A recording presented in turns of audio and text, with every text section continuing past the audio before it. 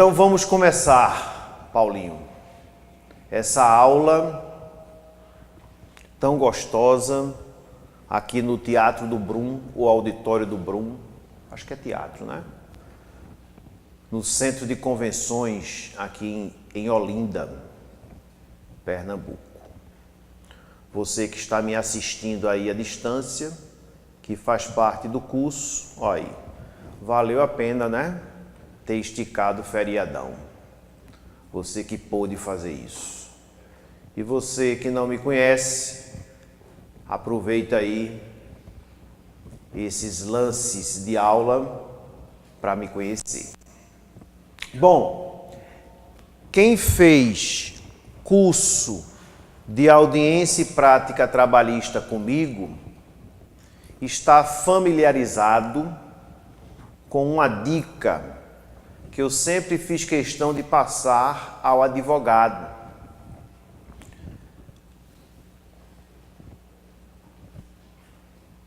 A de elaborar uma procuração com poderes especiais, não é?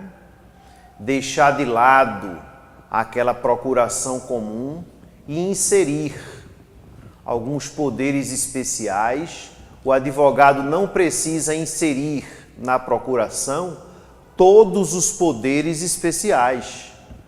Porque tem advogado, eu quando advogava não gostava, por exemplo, de dar quitação, de receber dinheiro de cliente.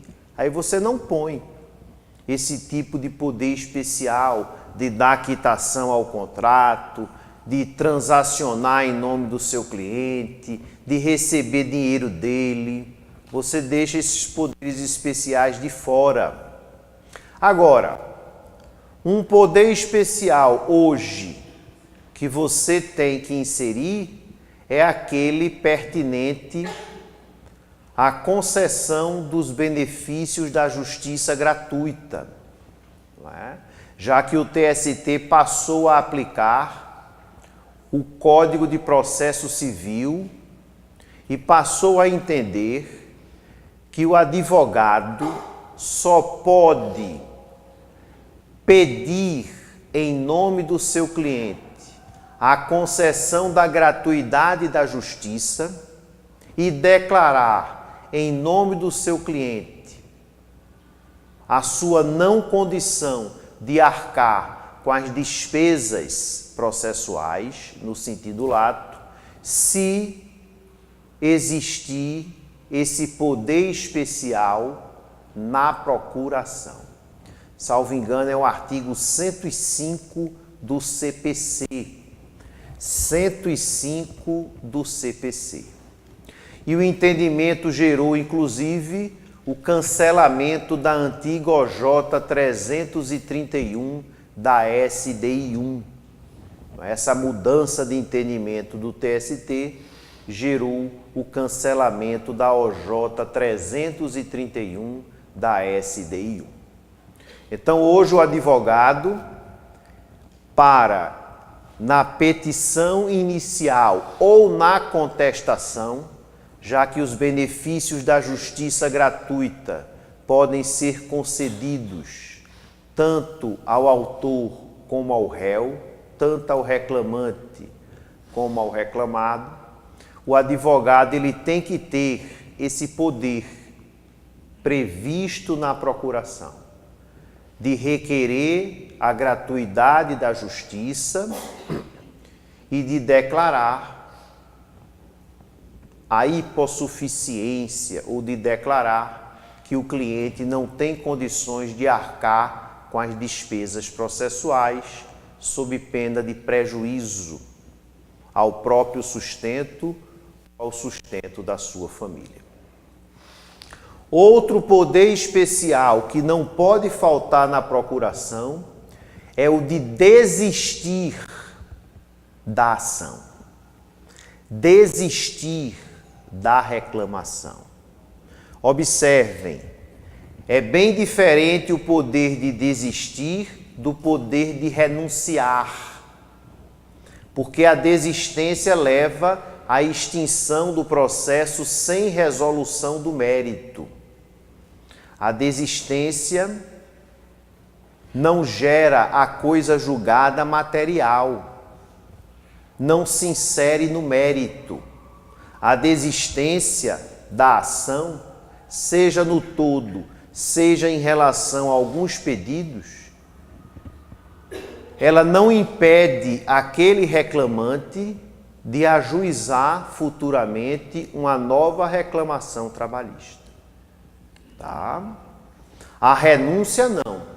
A renúncia gera a extinção do processo com resolução meritória. Aí você vai ver se vale a pena ou não inserir esse poder especial, viu? Já que ele tem efeitos, né, bem mais graves, efeitos drásticos, porque afeta o próprio direito do seu cliente. E eu dizia, é importante que o advogado tenha esse poder de desistir da reclamação, porque se o seu cliente faltar à audiência, se o seu cliente não comparecer à audiência, né, sem motivo justificado, ele não tem um justo motivo para não comparecer à audiência, ele simplesmente não foi, simplesmente não compareceu. Muitas vezes, nem com você ele falou, quer na véspera, quer no dia da audiência. Acontece muito, já aconteceu aqui com muitos. Então, eu dizia, para evitar a perempção trabalhista, que nasce de 2 arquivamentos consecutivos pelo não comparecimento do reclamante à audiência, vocês sabem, se 2 reclamações trabalhistas forem arquivadas consecutivamente pelo não comparecimento do reclamante à audiência, o reclamante é punido e fica proibido de ajuizar ação, reclamação contra aquele reclamado por 6 meses.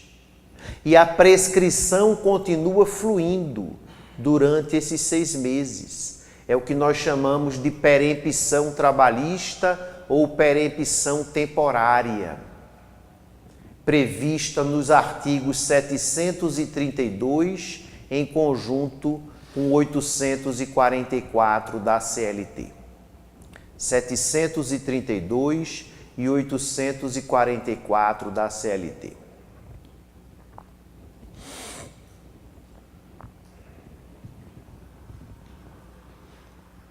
E aí eu citava um exemplo, um empregado que já ajuizou reclamação e ela foi arquivada porque ele não compareceu à audiência. Ajuizou uma nova reclamação, viu? E no dia da audiência não compareceu. Então, a partir dali, ele já seria punido pela perempção trabalhista. Mas o advogado com poder especial poderia se antecipar e dizer ao juiz: Excelência, eu gostaria de desistir da reclamação. E essa desistência, ela era um ato unilateral, potestativo, ou seja, incondicionado. Não precisava da autorização do réu, não precisava da concordância do réu, porque a contestação era apresentada em audiência, depois da tentativa de acordo. E como a desistência estava sendo feita antes da tentativa de acordo, estava sendo feita antes da contestação, antes da instalação da litis contestatio, então essa desistência não precisava da concordância do reclamado. E aí o juiz, eu até explicava que o advogado do reclamante, né, nem diria, como muitos dizem, eu gostaria de requerer a desistência da reclamação. Não, não é um requerimento, é um direito. Então, eu gostaria de desistir da ação. E ao juiz caberia unicamente homologar aquela desistência. Viu? Porque não há necessidade da anuência do reclamado, já que a defesa não foi apresentada, nem há necessidade de análise do juiz para deferimento ou indeferimento. Repito, era um direito potestativo, incondicionado do reclamante. E essa segunda reclamação sendo arquivada pela desistência, não é? A terceira reclamação poderia ser ajuizada, porque não houve fato gerador para a perempção, porque a perempção requer 2 arquivamentos consecutivos pelo mesmo motivo, qual seja o não comparecimento do reclamante à audiência. E aí nós teríamos o primeiro arquivamento pelo não comparecimento e o segundo pela desistência, proporcionando o ajuizamento da terceira reclamação sem qualquer punição de proibição de 6 meses para isso. A reforma trabalhista, ela foi pontuada, isso vocês vão encontrar tanto no artigo 847, viu? Tanto no artigo 847, não no atual, no artigo 847 da reforma trabalhista. Artigo 847, parágrafo único, e também no artigo 844,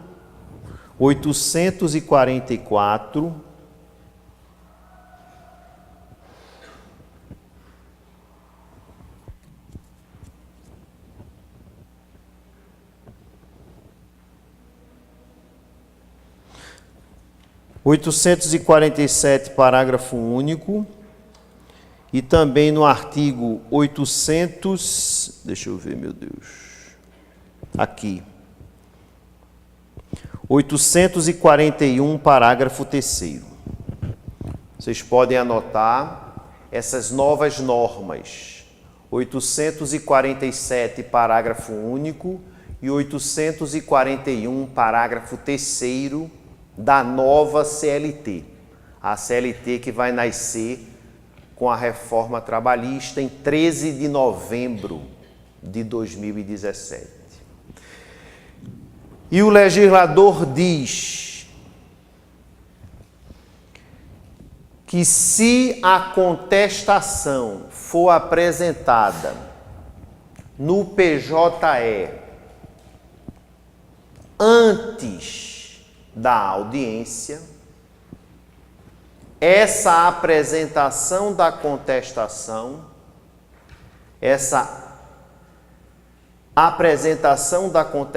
esse manejo da contestação, essa inserção da contestação no PJE já vale como apresentação da defesa pelo reclamado.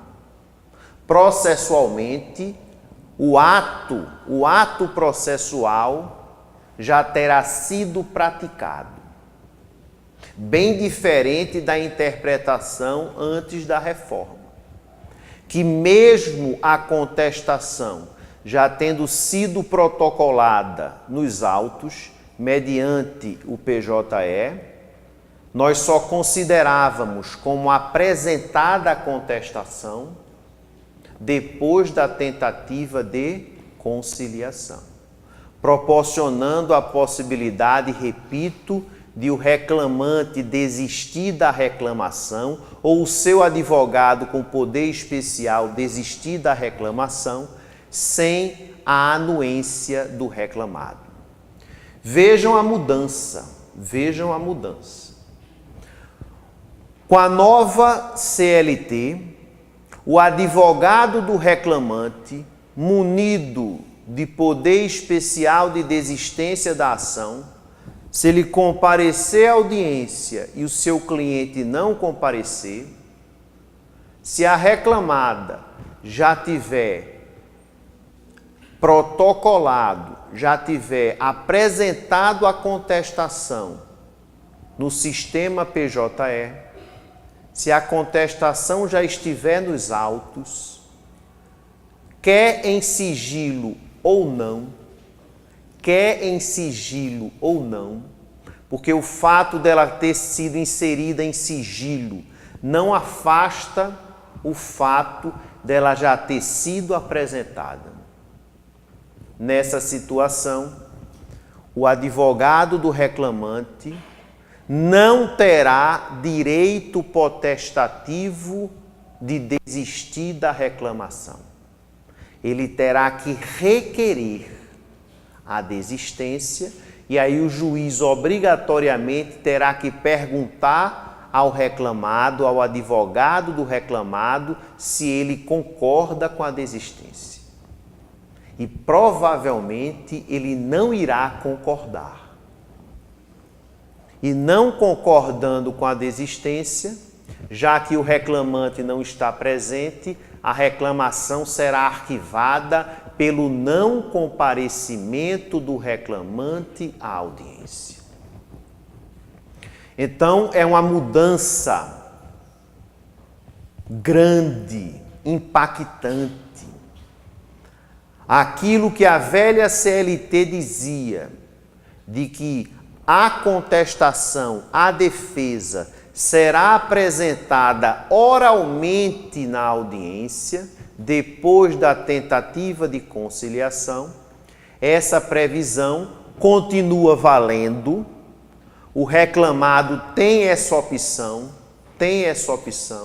de apresentar a defesa em audiência, inclusive oralmente. Continua com essa opção, continua com essa faculdade. Mas 99,999% dos advogados dos reclamados já protocolam antecipadamente a contestação.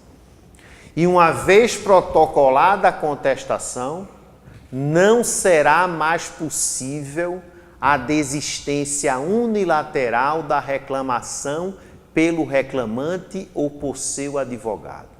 A desistência ficará condicionada à anuência da parte adversa, que é a parte reclamada. Perguntas? Alexandre.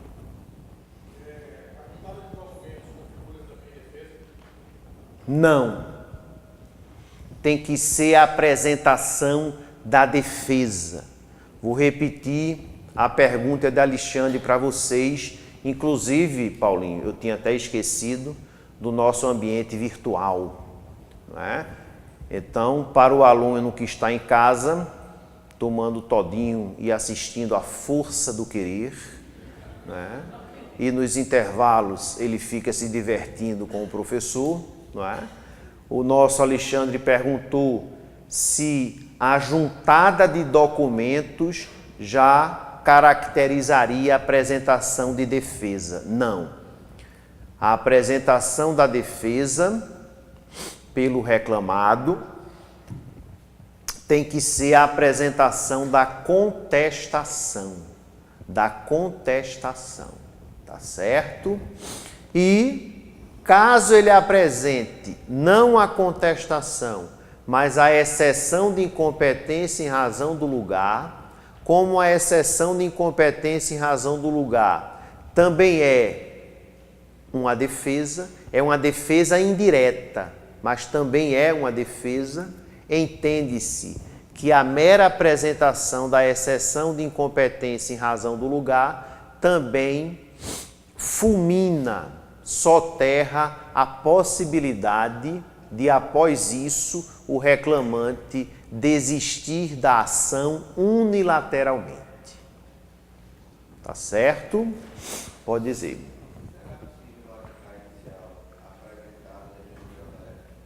Vamos lá. Como fica a questão do aditamento?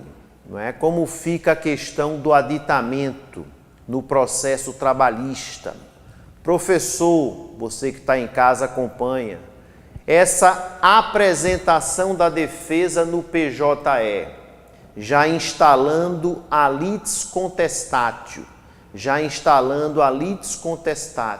vai afetar também o aditamento à petição inicial?